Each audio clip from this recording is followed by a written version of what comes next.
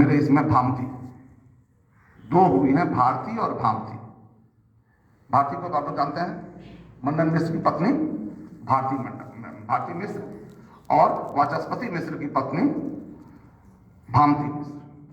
भामती मिश्री कहेंगे, लेकिन भामती।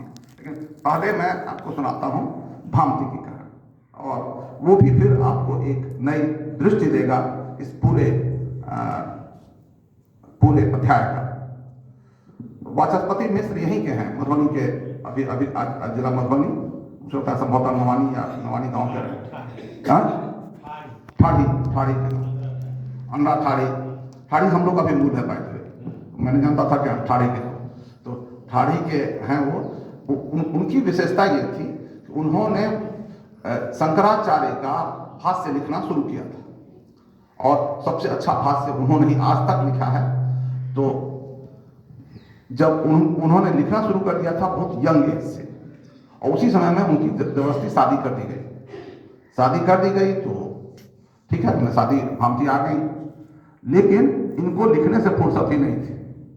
और उस जमाने में कोई वेतन तो मिलता नहीं होगा इनको, कि जो सरकार से वेतन मिल रहा है, आप पढ़ाई कीजिए चाहे जो कीजिए, लेकिन वेतन मिल रहा है तो आपका घर चलता रहेगा। घर चलने के लिए भी कुछ नहीं था। ये बेचारी थोड़ा बहुत जो अन्न उपजता था उसी से खिलाती पिलाती थी, खाना वाना बनता था, घर चल रहा था। लेकिन चूंकि ये लिखने पढ़ने में व्यस्त थे, इसलिए वो अपनी संजीदगी से इनकी सेवा में लगे रहती थी। जिस रोज एक दिन रात में बहुत शाम हो गई थी, उस समय में उनका पूरा वो लिखना खत्म हुआ। उस समय काफी एज हो गया था उनका, क्योंकि उस समय में किताबें ऐसी नहीं होती थी कि 3 महीना में 6 महीना में हो जाए। वो मुझे लगता है वर्षों लगते होंगे, शायद 10 गुण लगते होंगे, तब शायद किताब लिखा जाता होगा। तो उन्होंने जब लिख लिया तब उनको थोड़ा सा सुकून मिला कि हमारी भारी किताब आज खत्म हो गई। तो उन्होंने सामने देखा तो एक लेडी है। तो उन्होंने मुझसे पूछा कि आप कौन? और वो भी उनका कपड़ा फटा हुआ था, चेहरा भी, मतलब खाना पीना भी कम ही होता था, तो खाना पीना ये भी चेहरा भी ये था। तो उन्होंने पूछा कि आप कौन, आप ही कौन, ये दशा कर दिया आपके कपड़े भी फटे हुए हैं।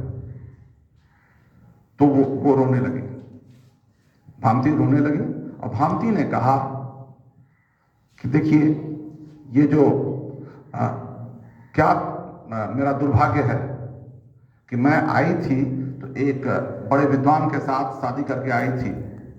शादी के समय आपने वचन दिया था कि हमारा भरण पोषण करेंगे, हमारा सभी चीज आप देखेंगे।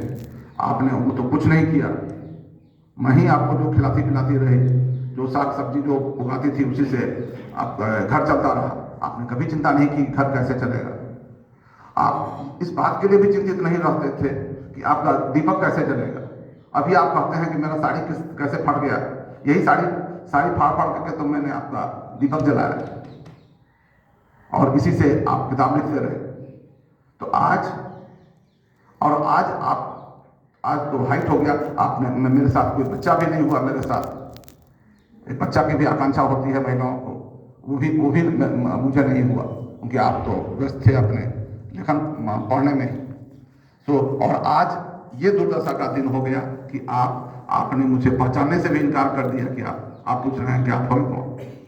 तो ये जब सुना वाचस्पति मिश्र ने, तो वाचस्पति मिश्र एकदम सदमे में आ गए, और उनको लगा कि ये तो वास्तव में बहुत ही गड़बड़ हो गया। तो ये भी ये हो गए, इमोशनल हो गए, और इन्होंने कहा कि देखिए, इतनी बड़ी भूल मुझसे हो गई कि ये बिल्कुल सही है कि मैं आपको शादी करके लाया था, और ये मेरा दायित्व था कि आपको मैं भरण पोषण करूँ, आपको देखूँ, आपका केयर करूँ, घर को देखूँ। हम लोगों ने परिवार को पढ़ाया भी नहीं। परिवार का एक दायित्व होता है कि संतति को बढ़ाना, तो लेकिन वो भी हमने नहीं किया। तो ये, लेकिन अब मैं आपको देने के लिए मेरे पास कुछ है भी नहीं, मैं इसको कंपेंसेट भी नहीं कर सकता हूँ। लेकिन ये किताब नहीं होता यदि आप नहीं होती। ध्यान से जरा सुनिएगा इस बात को। इसलिए आज से ये किताब भामती टीका के नाम से जाना जाएगा। उन्होंने अंत में किताब के लिखा कि ये किताब भामती टीका के नाम से जाना जाए। आज भी वो किताब भामती टीका के नाम से जाना जाता है। ये बात समझिए, एक स्त्री ने अपना पूरा जीवन अपने पति के लिए समर्पित कर दिया। एक पति ने अपना पूरा जीवन का जो फल था, जो जीवन की उपलब्धि थी, वो अपने पत्नी के लिए समर्पित कर दिया। मैं समझता हूं यही भारत का मॉडल था परिवार का, यही भारत का मॉडल था जो कि पुरुष और स्त्री संबंधों का था। उसमें बच्चे नहीं थे, उसमें कुछ नहीं था, लेकिन दोनों एक दूसरे के प्रति जो समर्पण था, यह मैं समझता हूँ यह अप्रतिम उदाहरण है इतिहास का, जो कि हम लोग को देखने की जरूरत है और समझने की जरूरत है। हमारा परिवार त्याग पर आधारित था, अधिकार पर आधारित नहीं था।